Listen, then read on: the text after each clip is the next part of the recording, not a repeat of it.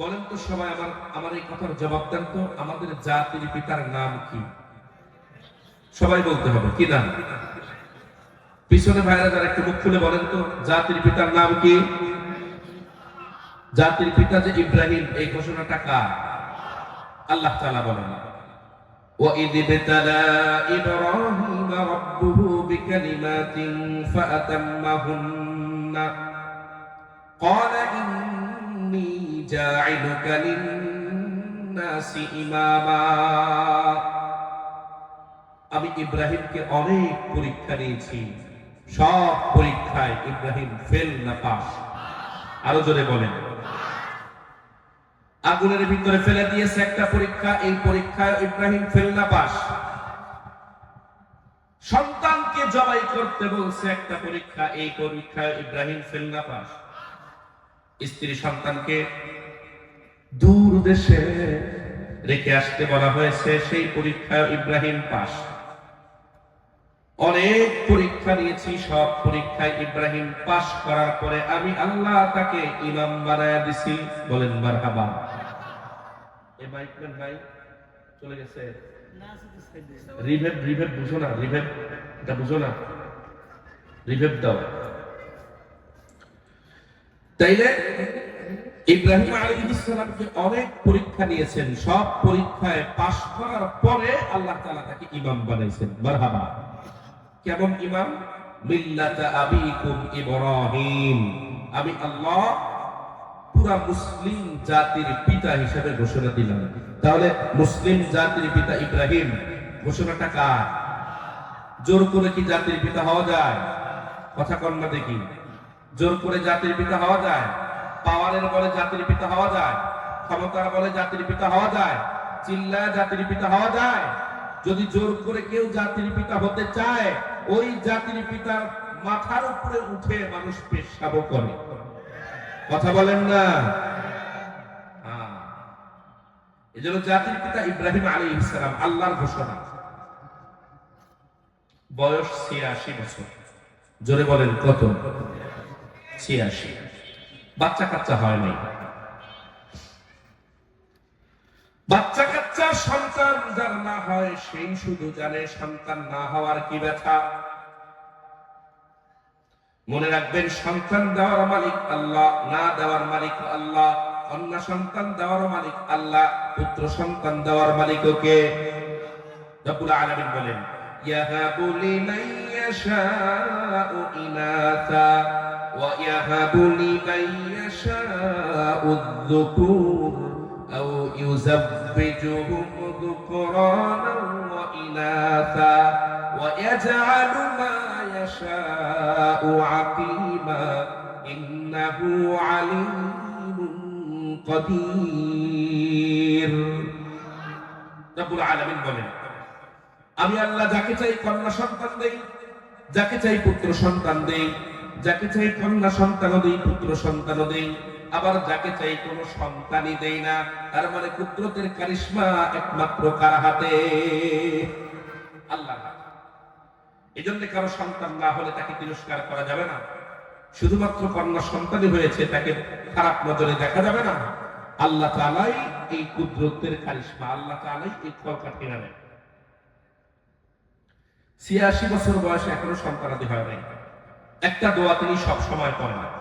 আল্লামা আনোয়ার শাহ কাশ্মীরি রাহমাতুল্লাহি আলাইহি আমালিয়াতে কাশ্মীরের ভিতরে লেখেন, কোন মানুষ যদি সকাল সন্ধ্যায় একটা দোয়া শিখায় দিয়েছেন উনি কোরআনুল কারীম থেকে, এই দোয়াটা ফজরের পরে ৭ বার, মাগরিবের পরে ৭ বার কেউ যদি তেলাওয়াত করে প্রতিদিন, সন্তানাদি যার নাই সে যদি এরকম প্রতিদিন এই আমলটা করে, অবশ্যই আল্লাহ একদিন না একদিন তাকে সন্তান দান করবেন। বলেন সুবহানাল্লাহ।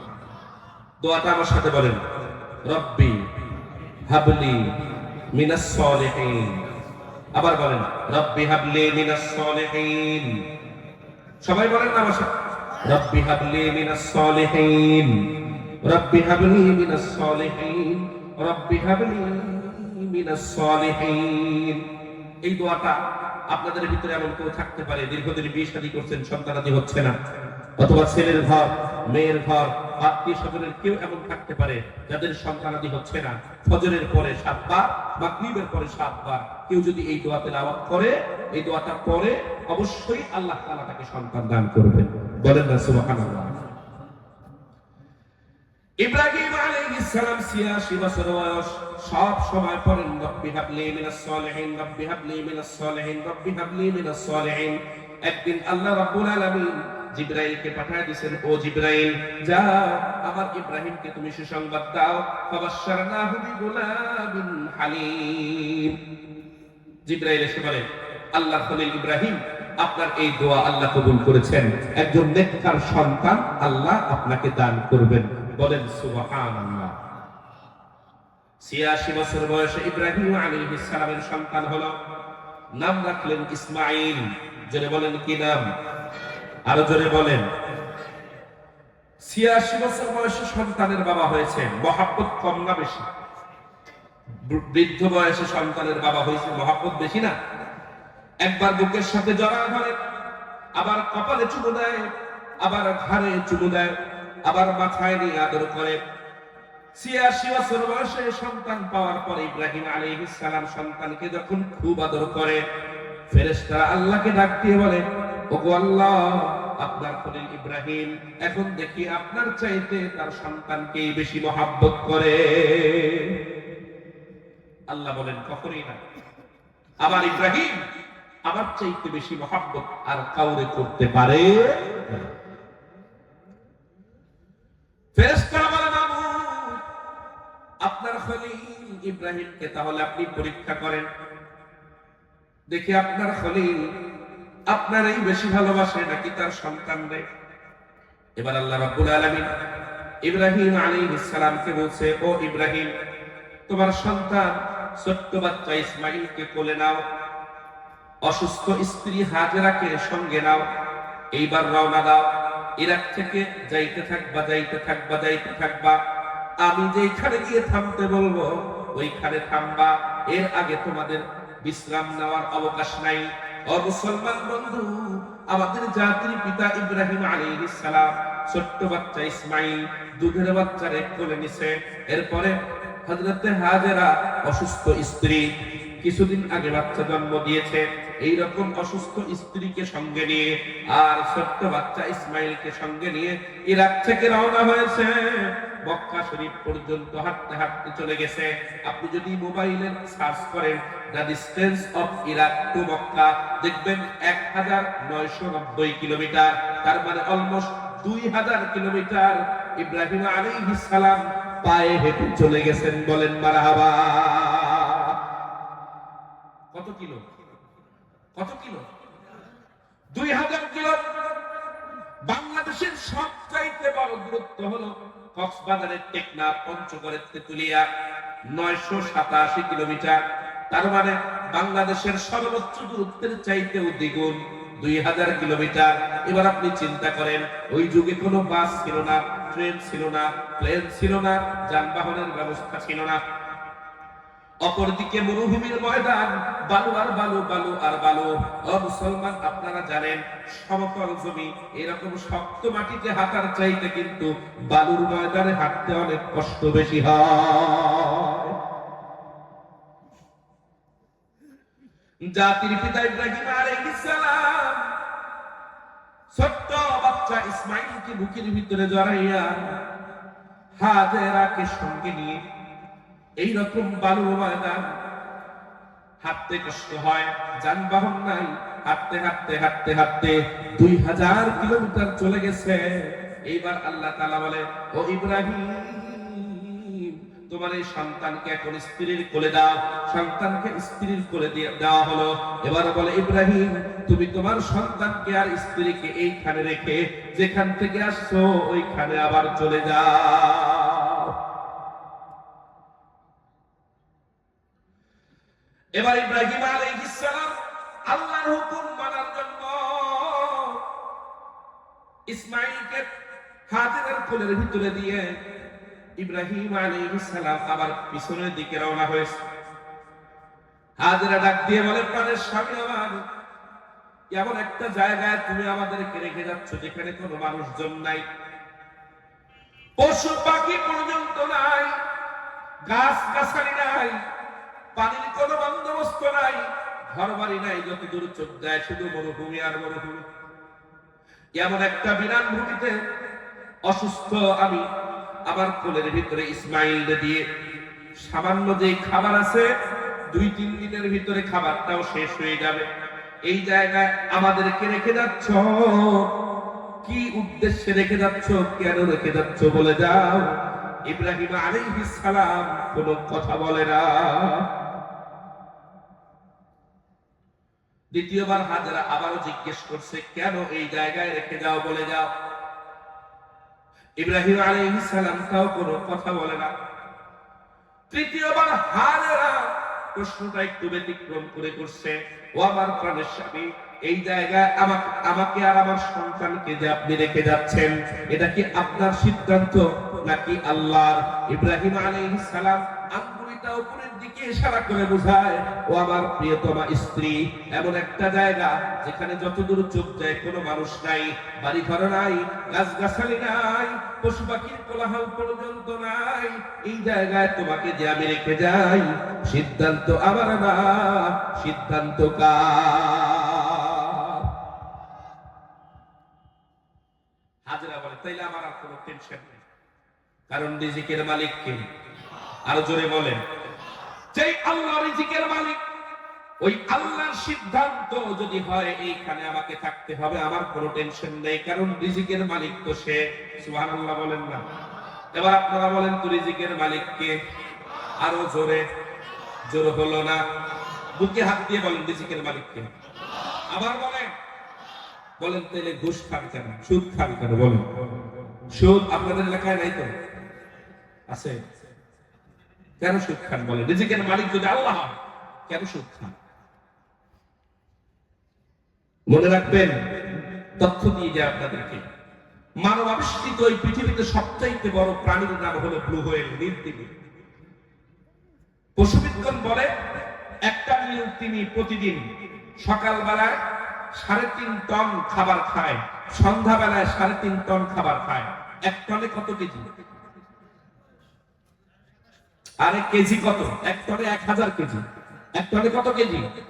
1000 কেজিতে 1 টন, তাহলে 3.5 টন মানে কি? 3500 কেজি সকালে খায়, 3500 কেজি সন্ধ্যায় খায়, সকাল সন্ধ্যা মিলে 7000 কেজি খায়। খাওয়ায় কে? জোর আওয়াজে বলে। ওর কি কোনো ব্যাংকে যাওয়া লাগছে? লোন তোলা লাগছে? সুদ খেতে হয়েছে? খাওয়ায় কে?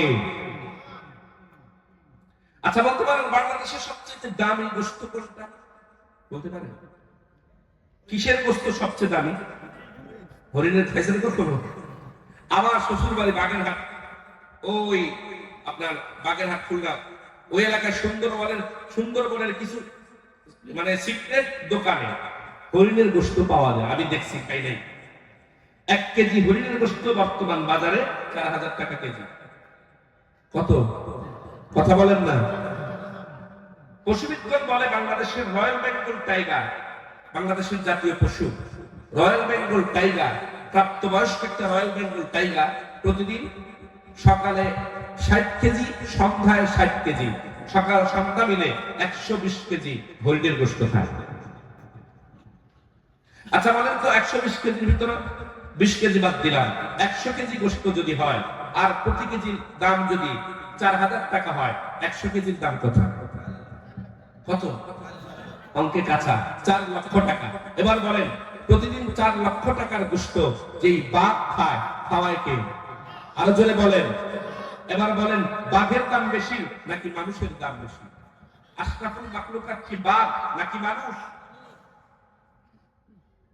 যেই তিমিকে প্রতিদিন 7,000 কেজি খাবার আল্লাহ খাওয়ান,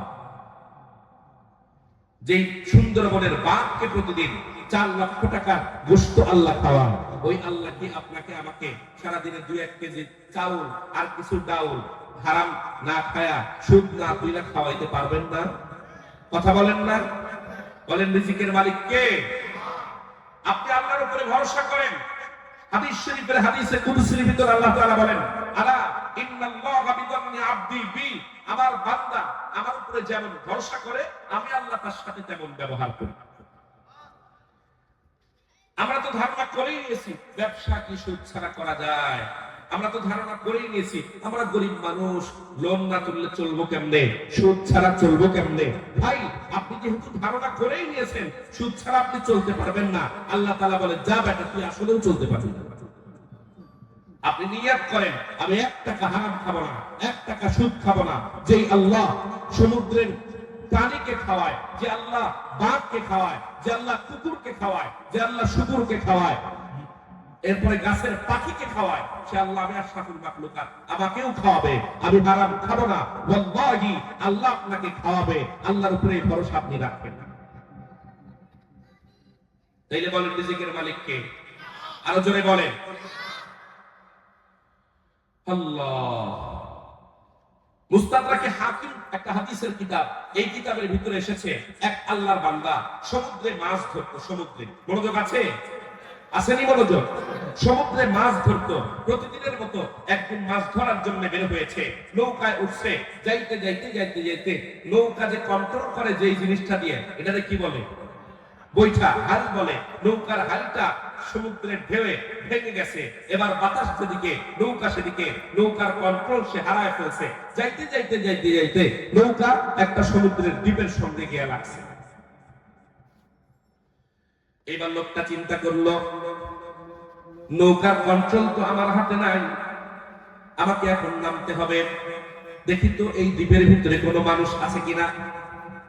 মানুষ যদি থাকে অথবা মানুষের বসবাস উপযোগী কোনো বস্তু যদি থাকে, মিষ্টি পানি যদি থাকে, এরপরে খাবার যদি থাকে, তাহলে এই দ্বীপেই আমি অবস্থান নিব, অন্যথায় আবার নৌকায় ফিরে আসতে হবে। এই চিন্তা করে নৌকা ওই জায়গায় রেখে দ্বীপের ভিতরে নামছে। বেশ কিছুক্ষণ হাঁটাহাঁটি করছে, দেখে দ্বীপের মাঝখানে একটা বড় টিলা দেখা যায়। ওই টিলা ছোট্ট একটা পাহাড়ের মতো দেখা যায়। এই পাহাড় আছে, এছাড়া কোনো ফলদার গাছ নাই, মিষ্টি পানির কোনো ব্যবস্থা নাই, খাবার দাবারের কোনো ব্যবস্থা নাই। চিন্তা করলো এই দ্বীপে অবস্থান করা আর সুইসাইড করা সমান কথা। আবারও আমার নৌকায় ফিরে যেতে হবে, অন্য কোথাও যেতে হবে। আল্লাহু আকবার। আল্লাহর নবী বলেন এই লোকটা দ্বীপ থেকে যখন আসছে নৌকায় ওঠার জন্য, এইবার আয়েশা দেখে নৌকা যেখানে রাখছে ওইখানে আর নাই, নৌকা সমুদ্রের ঢেউয়ে কোথায় যেন হারায় গেছে। আমার কথা বুঝে থাকলে বলেন লোকটা কি বিপদে পড়েছে? শুধু বিপদ না, মহা বিপদ। এই দ্বীপে মানুষ বসবাস উপযোগী কোনো কিছুই নাই, অথচ তার নৌকাও এখন নাই, এখানেই থাকতে হবে। এর চেয়ে আর বড় কোনো বিপদ আছে? মুস্তাদরাকে হাকিম নামক হাদিসের কিতাবের ভিতরে আসছে এই লোকটা ওই সমুদ্রের ওই দ্বীপের ভিতরে একটা ছোট্ট টিলা ছিল, একটু উঁচা পাহাড়ের মতো। ওই টিলার উপরে উঠছে, আল্লাহু আকবার বলে নামাজের নিয়ত করছে। 2 রাকাত নামাজের নিয়ত করছে। নামাজের ভিতরে গোপনে আল্লাহকে ডাক দেয়, ওগো আল্লাহ এই দ্বীপের ভিতরে কোনো মানুষজন নাই, আমাকে যদি এই জায়গায় আপনি মেরে ফেলেন, আমি যদি মারা যাই, পৃথিবীর কোনো মানুষ আমার মৃত্যুর খবরটা পর্যন্ত পাবে না। কিন্তু আল্লাহ আমার বিশ্বাস আছে আপনি যদি আমাকে বাঁচান, রাখে আল্লাহ মারে কে। আপনি চাইলে আমাকে বাঁচাইতে পারবেন, আর আপনি চাইলে আমি এখানেই মরে যাব, কিচ্ছু করার থাকবে না। আল্লাহর নবী বলেন লোকটা 2 রাকাত নামাজ পড়েছে। নামাজের শেষে ডান দিকে সালাম ফিরাইছে, বাম দিকে সালাম ফিরাইছে। ডান দিকে সালাম ফিরায় দেখে তার থেকে ঠিক 3 হাত দূরত্বে একটা আনার গাছ তৈরি হয়েছে। বলেন মারহাবা। আরো জোরে। আনার গাছ ছিলেননি, ডালিম ডালিম একটা আনার গাছ তৈরি হয়েছে। বাম দিকে সালাম ফিরায় দেখে তার থেকে ঠিক 3 হাত দূরত্বে একটা মিষ্টি পানির ঝর্ণা চালু হয়ে গেছে। বলেন মারহাবা। ডান দিকে একটা আনার গাছ, বাম দিকে মিষ্টি পানির ঝর্ণা, রেডিমেড একটা আনার ধরে আছে। আল্লাহর নবী বলেন ওই লোকটা আনারটা ছিঁড়ছে। আনারের খোসা ছিলার পরে একটা দানা মুখে দেয় আনারের স্বাদ, আর এক দানা মুখে দেয় আঙুরের স্বাদ, আর এক দানা মুখে দেয় আমের স্বাদ, আর এক দানা মুখে দেয় জামের স্বাদ। একটা দানার ভিতরে একটা ফলের স্বাদ ঢুকায় দিবেন কে?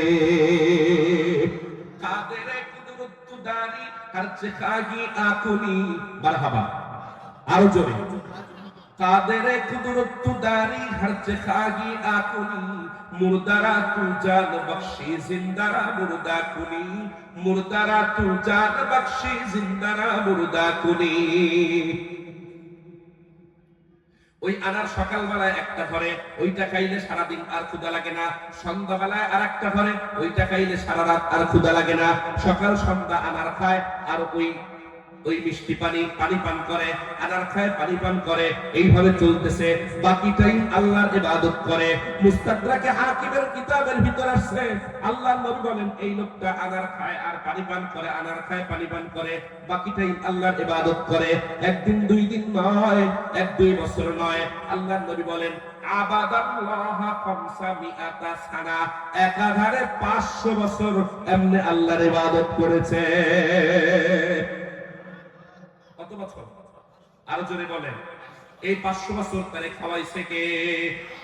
আল্লাহ। এবার বলেন রিজিকের মালিক কে? আরো জোরে।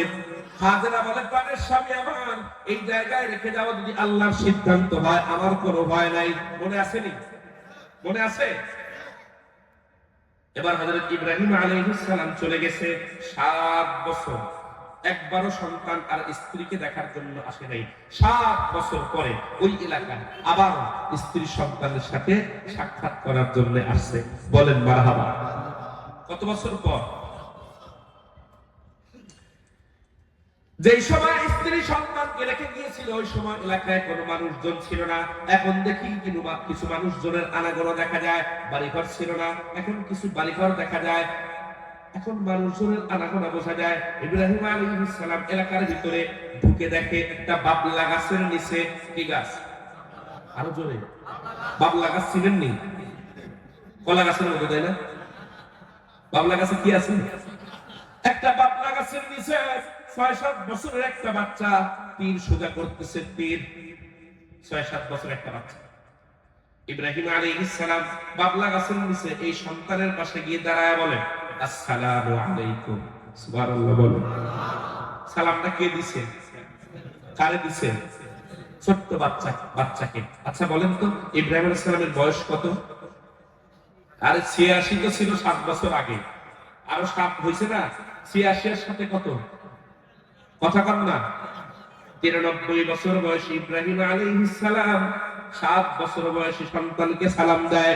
ও মুসলমান বন্ধু, বড়রা ছোটদেরকে সালাম দিবে সুন্নতে নববী, নবীদের সুন্নাত। কি বলছি বলেন? বড়রা ছোটদেরকে সালাম দিবে নবীদের সুন্নাত। না, আমাদের ধ্যান ধারণা এরকম, আমাদের মেন্টালিটি এরকম। আমার মুখে এখন দাড়ি হয়েছে, আমি কেন এখন অন্যকে সালাম দিব? এখন মানুষ আমাকে সালাম দিবে। আমি মাওলানা সাহেব, আমাকে মানুষ সালাম দিবে। আমি ইমাম সাহেব, আমাকে মানুষ সালাম দিবে। আমি মসজিদের সভাপতি, আমাকে মানুষ সালাম দিবে। আর যদি বেচারা হজ করতে পারে, এখন তো সালাম দেওয়ার প্রশ্নই ওঠে না। মানুষ এখন আমাকে সালাম দিবে। আমাদের মাদ্রাসা একটা চিঠি আমি নিয়ে গেছি, নাম লেখা শামসুল হক তালুকদার। বেচারা যে নতুন হজ করছে আমরা কেউ জানি না, মাদ্রাসা কমিটির কেউ জানি না। শামসুল হক তালুকদার, ওনার হাতে নিয়ে যাওয়ার পরে উনি এমনি নামটা পড়ছে, পড়ার পরে আমার চিঠি। আমি বললাম হাজি সাহেব তো জানি না। বললাম না আঙ্কেল, আপনার তো নাম শামসুল হক তালুকদারের, তো আমিও জানি, তো আপনার চিঠি। আর আমি কি এখন শুধু শামসুল হক তালুকদার? আমি এখন হাজি শামসুল হক তালুকদার। তার মানে হজ করছে নামের শুরুতে হাজি লাগানোর জন্য। মনে রাখবেন, আপনার হজ যদি এই উদ্দেশ্যে হয় যে আপনার নামের শুরুতে হাজি লাগানো হবে, আপনার এই হজ আল্লাহ পর্যন্ত পৌঁছাতো দূরের কথা, আপনার মাথার উপর পর্যন্ত যাবে না। কথা বলেন ঠিক কিনা? হাকিমুল মুজাদ্দিদুদ্দিন ওয়াল মিল্লাত শাহ আশরাফ আলী থানভী রাহমাতুল্লাহি আলাইহি একটা অনুষ্ঠানে বক্তব্য দিবেন। সবাই এসে পরিচয় দিচ্ছে, আমি হাজি অমুক, আমি হাজি অমুক, আমি হাজি অমুক। আর থানভী রাহমাতুল্লাহি আলাইহি উনি উঠেই বলে আমি নামাজি মোহাম্মদ আশরাফুল ইসলাম। এখন সবাই কয় হুজুর এটা আপনি কি টাইটেল বললেন? নামাজি দেখি কোন টাইটেল? আরে মিয়া, জীবনে একবার হজ কইরা সারা জীবন নামের শুরুতে হাজি লাগাও। আমি 5 ওয়াক্ত নামাজ প্রতিদিন পড়ি, নামাজি লাগাইলে সমস্যা কি? কথা বলেন না দেখি। এজন্য ইবাদত করব কার জন্য? আরো জোরে বলেন, ইন্না সালাতি ওয়া নুসুকি ওয়া মাহইয়ায়া ওয়া মামাতি লিল্লাহি রাব্বিল আলামিন। আমার নামাজ, আমার হজ, আমার কুরবানি, আমার ইবাদত, আমার জীবন, আমার মরণ সব কার জন্য? হযরত ইব্রাহিম আলাইহিস সালাম ছোট্ট বাচ্চাকে সালাম দিলেন। অনেক জালেম সমাজে এমন আছে, মাদ্রাসার ছাত্র দেখলে ডাক দেয়, এই এদিকে আয়। তোর নাম কি? বলে অমুক। এই মুরব্বিদের দেখলে সালাম দেওয়া লাগে, হুজুররা শিখায় দেয়। এমন লোকও আছে না নাই? আরো জোরে বলেন না, এটা আপনার শিক্ষা নয়। আপনি মুরব্বী মানুষ, সে যদি সালাম না দিয়ে একটা ভুল করে, আপনি তারে সালাম না দিয়ে ধমক দিয়ে ভুল করেছেন 10টা। আপনি তাকে একদিন সালাম দেন, আপনি তাকে একদিন সালাম দেন, ওই ছোট্ট বাচ্চাকে দেখবেন এরপরে ও 20 হাত দূর থেকে আপনাকে দেখলে সালাম দেওয়ার প্রিপারেশন নিবে। আপনি আর ওর আগে সালাম দিতে পারবেন না। এটা হলো হাতে কলমে শিক্ষা। কথা বুঝাইতে পারি না? ছোটদের দেখে তিনি ভালোবেসে সালাম দিতেন আগে মিষ্টি হেসে। মারহাবা, আরো জোরে। ছোটদের দেখে তিনি ভালোবেসে সালাম দিতেন আগে মিষ্টি হেসে। চোখ দুটি ছিল তার শান্তির নীর, শ্রেষ্ঠ মানুষ যিনি এই ধরনীর। গল্প বলি শোনো প্রিয় নবীজির, শ্রেষ্ঠ মানুষ যিনি এই ধরনীর, শ্রেষ্ঠ মানুষ যিনি এই ধরনীর। আল্লাহু আকবার। তাইলে বড় ছোটদেরকে সালাম দিবে সুন্নতে নববী। ইব্রাহিম আলাইহিস সালাম তারে সালাম দিল, আসসালামু আলাইকুম। ছোট্ট বাচ্চা বলে, ওয়া আলাইকুম আসসালাম। মাসলুক, তোমার নাম কি? ছোট্ট বাচ্চা জবাব দেয়, আনা ইসমাঈল, আমার নাম হলো ইসমাঈল। ইসমাঈলকে ইসমাঈল নাম তার বাবাই লিখেছিলেন। নাম শোনার সঙ্গে সঙ্গে বুঝতে পেরেছেন সন্তানটা তারই। বলেন সুবহানাল্লাহ, আরো জোরে বলেন না। এইবার ইব্রাহিম আলাইহিস সালাম বলে, তোমার আম্মুর কাছে আমাকে একটু নিয়ে যাও। ছোট্ট বাচ্চা ইসমাঈল বলে, আমার মা কোন বেগানা পুরুষের সাথে দেখা করে না। আর ব্যাটা লয়া চল তোর বাড়ির সামনে, গেট পর্যন্ত নিয়ে চলো তো। গেটের সামনে গিয়ে দাঁড় করেছে। বলে, তুমি ভিতরে গিয়ে বলো। 7 ফুট উচ্চতার একজন মানুষ। ইব্রাহিম আলাইহিস সালাম ছিলেন 7 ফুট লম্বা। মারহাবা বলেন। চুলগুলো সাদা, দাড়িগুলো সাদা। সুবহানাল্লাহ বলেন। চুলগুলো সাদা, দাড়িগুলো, মনোযোগ আছে? আছে মনোযোগ?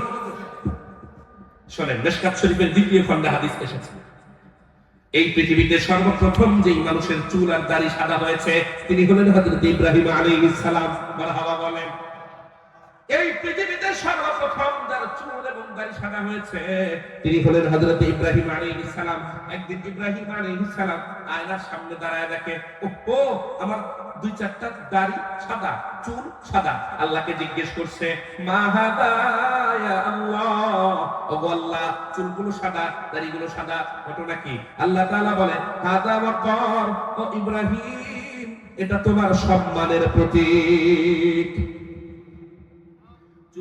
চুল সাদা হওয়া, দাড়ি সাদা হওয়া কিসের প্রতীক? আরো জোরে বলেন।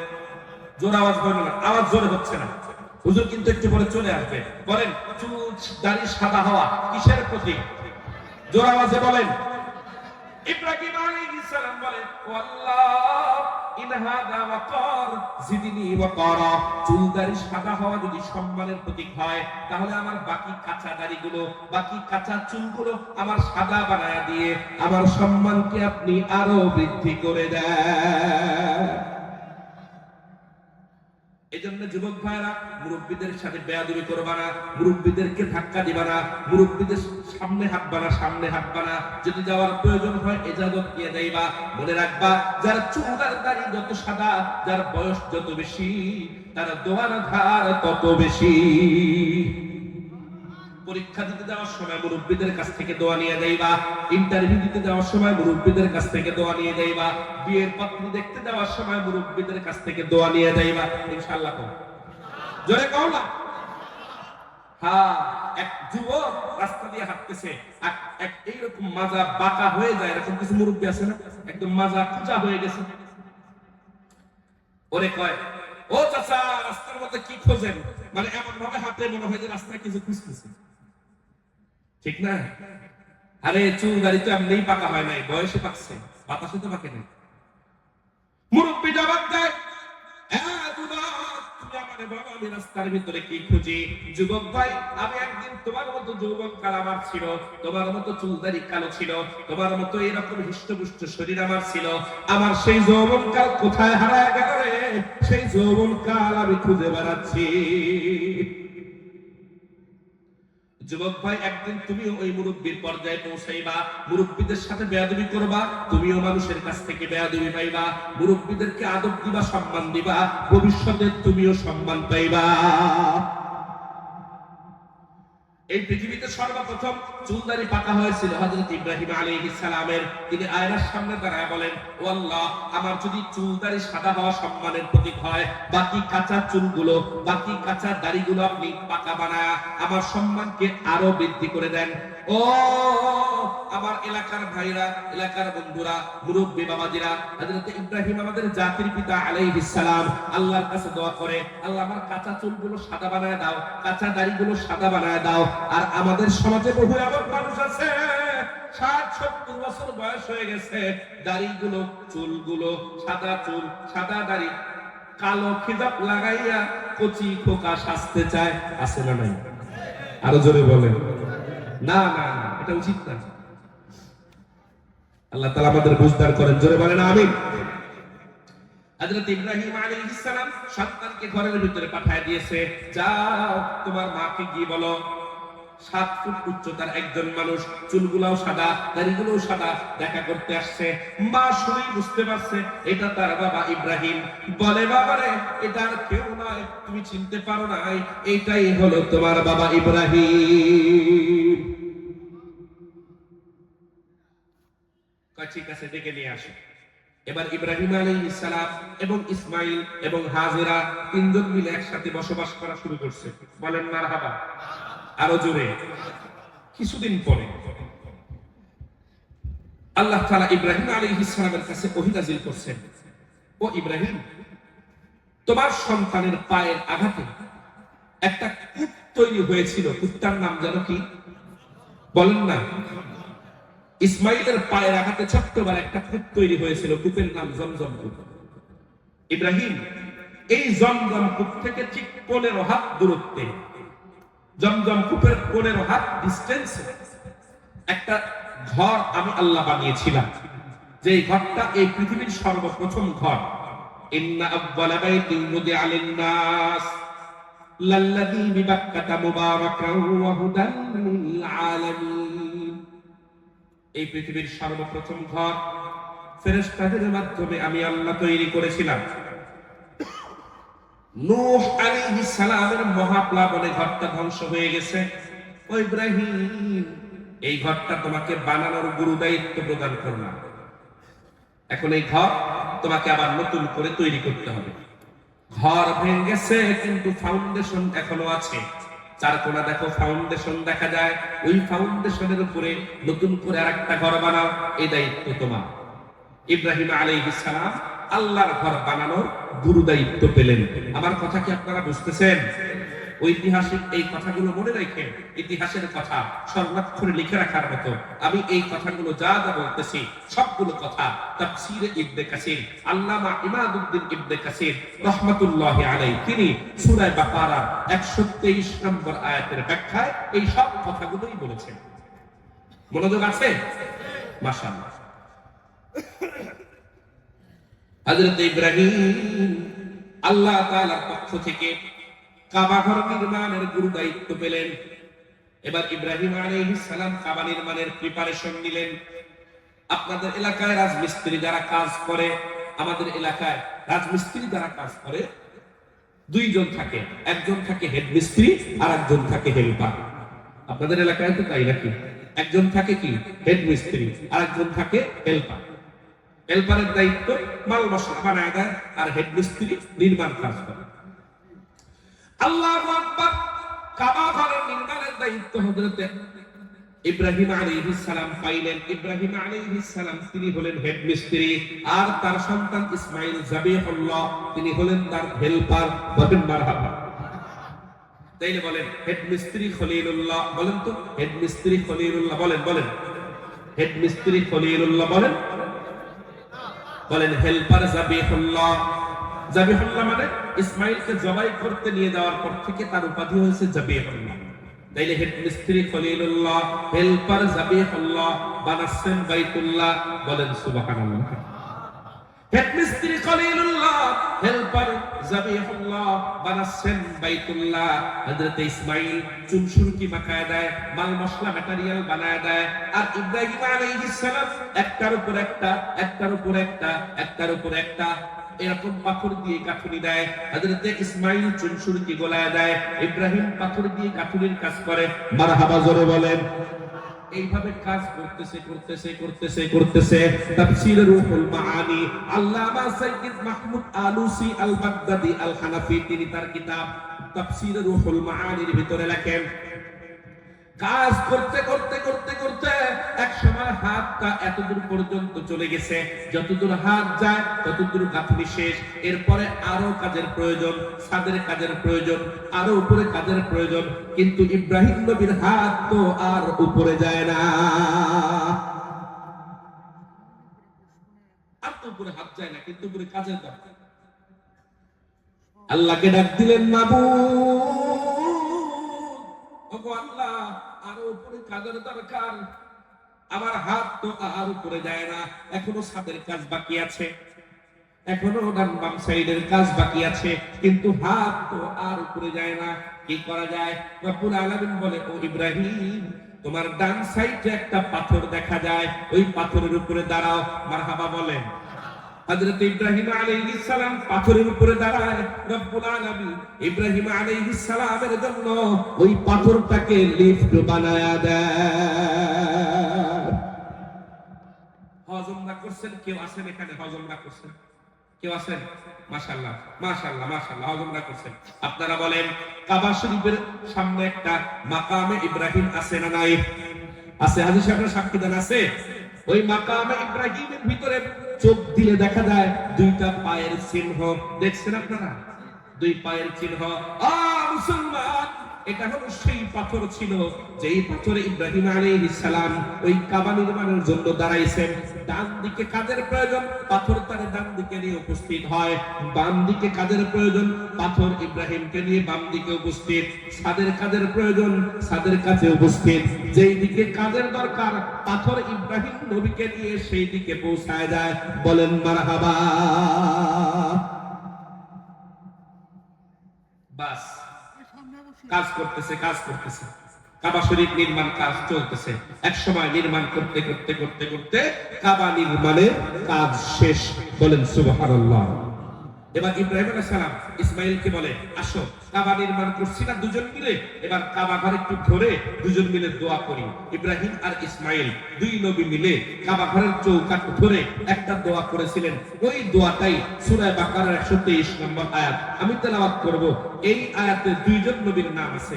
একটু আমার সাথে কথা বলতে হবে, কোন কোন নবীর নাম আছে মনোযোগ। আল্লাহ তাআলা বলেন, وَإِذْ يَرْفَعُ إِبْرَاهِيمُ الْقَوَاعِدَ مِنَ الْبَيْتِ وَإِسْمَاعِيلُ।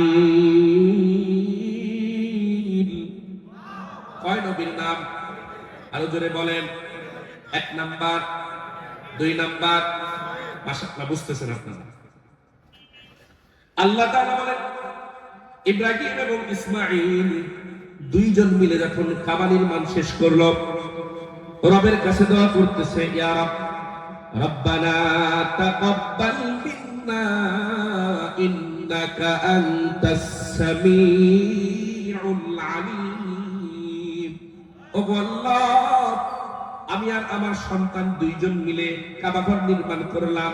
মাবুদ, আমাদের পক্ষ থেকে আপনি কাবা ঘরকে কবুল করে নেন।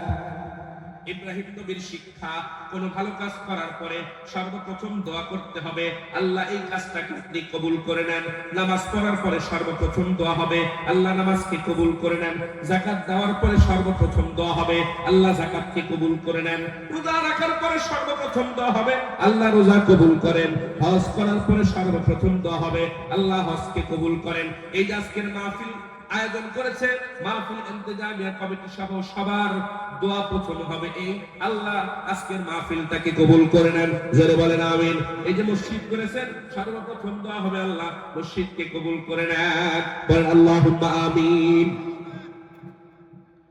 ইব্রাহিম নবী আল্লাহকে রব্বুল আলামিনকে যখন এই দোয়া করলেন, আল্লাহ তাআলা বলে, ও ইব্রাহিম আজকে তোমাকে আমি একটা অফার দিব, অফার। ও ইব্রাহিম তুমি আমার ঘর বানাইছো, বাইতুল্লাহ বানাইছো, আমি আল্লাহ খুশি হয়ে তোমাকে অফার দিলাম।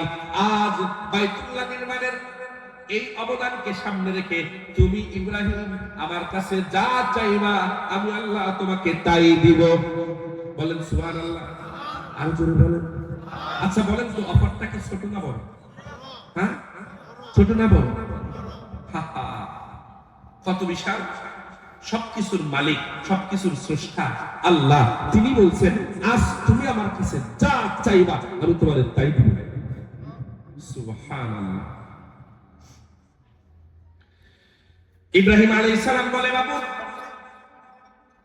আমি এমন একটা জিনিস আপনার কাছে চাইবো যেটা আপনি একটাই বানাইছেন, ওয়ান পিস, এত ডুপ্লিকেট নাই, এই একটাই বানাইছেন আপনি, এমন একটা জিনিস চাই। কি চাও? ও আল্লাহ যেই জায়গায় লা ইলাহা ইল্লাল্লাহ তার সাথে আছে মুহাম্মাদুর রাসূলুল্লাহ, জান্নাতের গেটের সঙ্গে লা ইলাহা ইল্লাল্লাহ মুহাম্মাদুর রাসূলুল্লাহ, আরশে আযমের গম্বুজের সঙ্গে লা ইলাহা ইল্লাল্লাহ মুহাম্মাদুর রাসূলুল্লাহ, আসমানের দরওয়াজার সঙ্গে লা ইলাহা ইল্লাল্লাহ মুহাম্মাদুর রাসূলুল্লাহ। যেই জায়গায় লা ইলাহা ইল্লাল্লাহ সেই জায়গায় মুহাম্মাদুর রাসূলুল্লাহ। ও আল্লাহ যেই নবীর নাম, যার নামটা আপনি আপনার সঙ্গে লাগায় রাখছেন, নিশ্চয়ই লোকটা অনেক দামি, এখনো যেহেতু দুনিয়াতে আসে নাই, অবশ্যই কোনো না কোনো দিন আসবে। রব্বুল আলামিন আপনি যেহেতু আমাদের বলছেন আমি যা চাইব আপনি তাই দিবেন। রব্বানা ওয়া বা'আথ ফীহিম রাসূলা, আপনার সেই রাসূলকে যার নাম আপনি সব জায়গায় আপনার সাথে লাগাইছেন, ওই রাসূলকে আপনি আমার বংশেই জন্ম দিয়ে।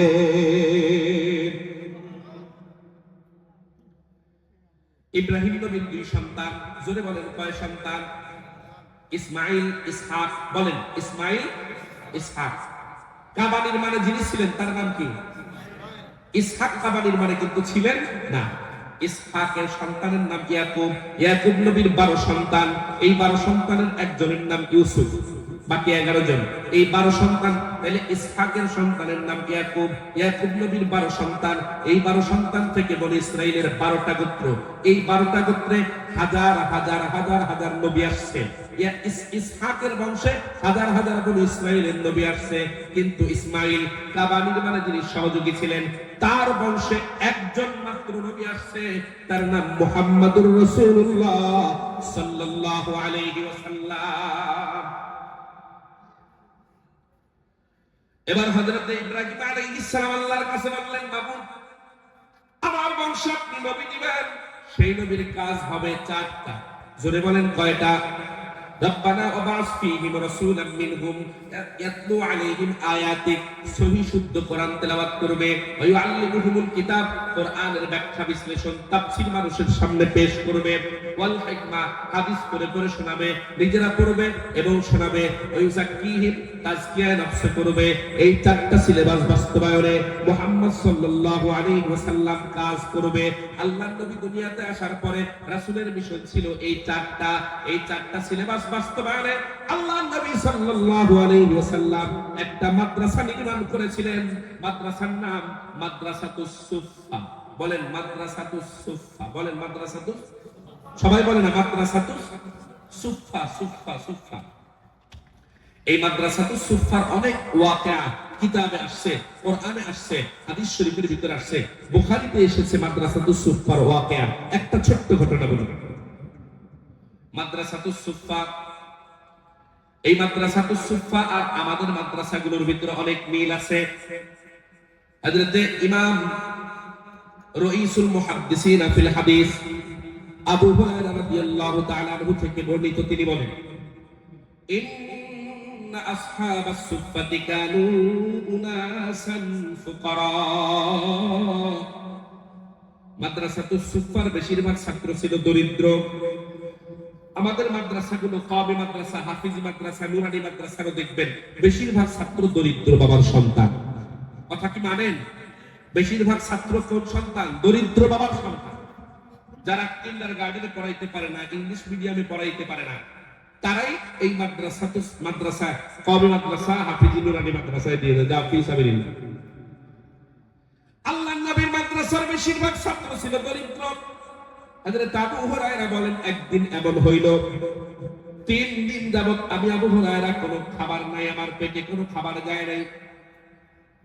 ক্ষুধার কারণে মাঝে মাঝে অজ্ঞান হয়ে যাচ্ছি। মাদ্রাসাতুস সুফার গেটের সামনে আমি অজ্ঞান হয়ে পড়ে আছি, শরীরের ভিতরে খিঁচুনি উঠে গেছে। মানুষ মনে করছে আমার মৃগী রোগ। মৃগী বুঝেন? মৃগী রোগ যেটা কাঁপুনি উঠে, এর একটাই চিকিৎসা, নাকের সামনে জুতা নিতে হবে। হযরত আবু হুরায়রা বলেন, সাহাবায়ে কেরাম আমার নাকের সামনে জুতা এনে ধরতেছে। আমি তো জানি আমার মৃগী হয় নাই, ক্ষুধার যন্ত্রণা সহ্য করতে না পেরে আমি পড়ে গেছি। এমন হয়েছে 3 দিন যাবত পর্যন্ত পেটে কোনো খাবার নাই। আমি মাদ্রাসার গেটের সামনে দাঁড়ায় আছি। হযরত আবু বকর সিদ্দিক প্রথমে আসতেছে। আমি আবু বকর সিদ্দিককে সালাম দিলাম, আসসালামু আলাইকুম। উদ্দেশ্য ছিল আবু বকর সিদ্দিক আমার সালামের জবাব নিয়ে আমাকে কিছু জিজ্ঞাসা করবে, খাওয়া দাওয়ার কথা জিজ্ঞেস করবে, তার কাছে আমি কিছু বলবো। কিন্তু না, আবু বকর সিদ্দিক সালামের জবাব দিয়ে ভিতরে গিয়ে বসে গেলেন, আমার কিছুই জিজ্ঞেস করলেন না। এরপরে হযরত ওমর আসতেছে। ওমরকে সালাম দিলাম একই উদ্দেশ্যে, কিন্তু ওমর তিনিও সালামের জবাব নিয়ে ভিতরে গিয়ে বসে গেলেন। এরপরে ওসমান আসলেন, একই আমি সালাম দিলাম, জবাব নিয়ে বসে গেলেন। এরপর আলী আসলেন, সালাম দিলাম, জবাব নিয়ে বসে গেলেন। কেউ আমাকে কিছুই জিজ্ঞেস করলো না। এরপরে দেখি দূর থেকে মুহাম্মাদুর রাসূলুল্লাহ সাল্লাল্লাহু আলাইহি ওয়াসাল্লাম আসতেছে। আমি ভাবলাম আল্লাহর নবী যদি আমার সালামের জবাব নিয়ে কিছু না জিগায়, আমার তো খাবারের বন্দোবস্ত আজও হবে না। এবার নবীজি যখন কাছে আসছে, আবু হুরায়রা বলেন, আমি আল্লাহর নবীকে সালাম দিলাম, আসসালামু আলাইকুম। নবীজি উত্তর নিয়ে বলে, আবু হুরায়রা রে, তোর মুখটা কেমন শুকনা শুকনা লাগে, তুমি বোধহয় কিছু খাও নাই। তিনি হলেন রাহমাতুল লিল আলামিন। আবু হুরায়রা বলেন,